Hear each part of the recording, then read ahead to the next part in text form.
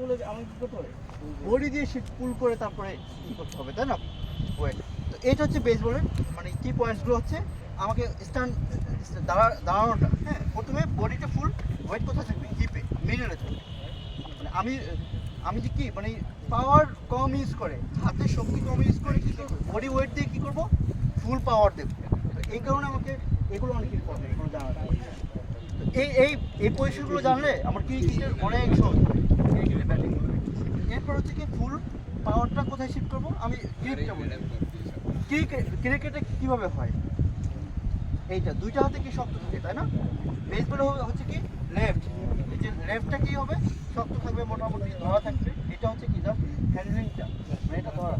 আর এটা দিয়ে পাওয়ার দেবে, রাইট হ্যান্ড দিয়ে কী হবে, এটা দিয়ে পাওয়ার। এই কারণে এটা লুজ থাকবে, লুজ। এই হাতটা কী হবে, লুজ থাকবে, একদম শিওর লুজ। আর ফুল শক্ত হবে না, এরকম লুজ থাকবে। হ্যাঁ, গ্রিপটা কী হবে, লুজ থাকবে, মুভমেন্ট থাকবে লুজ, মানে একদমই লুজ রাখতে হবে। কারণ ওকে ফুল বডি ওয়েট শিফট করতে হবে, এই যে পাওয়ার। হ্যাঁ, আর খুবই ফাস্ট, কুইক, মানে কুইকলি কী করতে হবে, এটা রিলিজ করতে হবে। ব্যাট কুইক রিলিজ না করতে পারলে, টাইমিং না হলে কী হবে, মানে আমার যদি বল চলে যাবে তারপরে কী হবে, সুইং আসতে পারবে, তাই না? যদি শক্ত থাকে। কিন্তু আমার লুজ থাকলে কী হবে, লুজ থাকলে ফাস্ট স্পিডে কী করবে, মাসল রিলিজ হবে ফাস্ট, আর তখন ইজিলি আমার কি বল ওই ব্যাট ফাস্ট সুইং হবে। অর্থাৎ একটা বল যদি 90 মাইল বেগে আসে তাহলে আমাকে সুইং স্পিডও তো ওই স্পিড লাগবে, তাই না? 90 মাইলের স্পিডই তো সুইং স্পিড লাগবে। এই কারণে সুইং স্পিডটা অনেক ইম্পর্টেন্ট। এরপর হচ্ছে আমি করলাম, ক্লিপ করলাম, ব্যাট থাকবে কোথায়, এই যে খোপা থাকে মেয়েদের, বা এই এখানে উপরে থাকবে, হ্যাঁ, কাঁধের উপরে থাকবে। আর হচ্ছে আমার ফুল যখন দাঁড়াবো স্টার্টিং পজিশন, তখন বডি ওয়েটটা শিফট করবো কোথায়, একদম রাইটে। কেন রাইটে, পিছনে কেন, কারণ পিছন থেকে ফুল পাওয়ারটা সামনের দিকে আমি পুশ করবো, রাইট?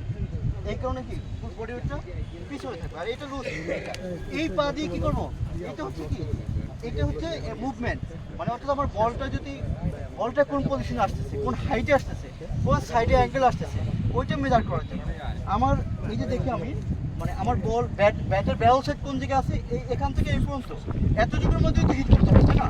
তো আমি দেখি আমার যদি বল এদিক দিয়ে যায়, ইনসাইড জোন দিয়ে যায়, তাহলে এই বলটা হিট করলে আমি এইভাবে করলে লাগবে, এখানে লাগবে না।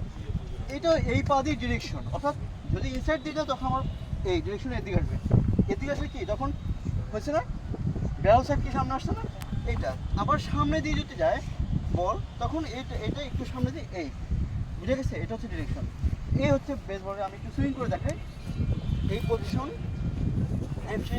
লেফট সিট ব্যাক, তারপরে পা উঠালে উঠাতে পারি আমরা, কেউ উঠায় কেউ উঠে না, কুইক ফাস্ট এভাবে। কন্টাক্টের সময় চোখ কন্টাক্ট, একদম বল যে কন্টাক্ট হচ্ছে এটা আমাকে দেখতে হবে, দেখে তারপর কি ফলোইং সুইং, ওকে? এরপরে ব্যাট রেখে দৌড়াতে থাকবে, হ্যাঁ, ব্যাট রেখে ফার্স্ট বেজে দৌড়াবো, হ্যাঁ। তো আমি সুইং স্পিডটা কেমন হয় দেখবি,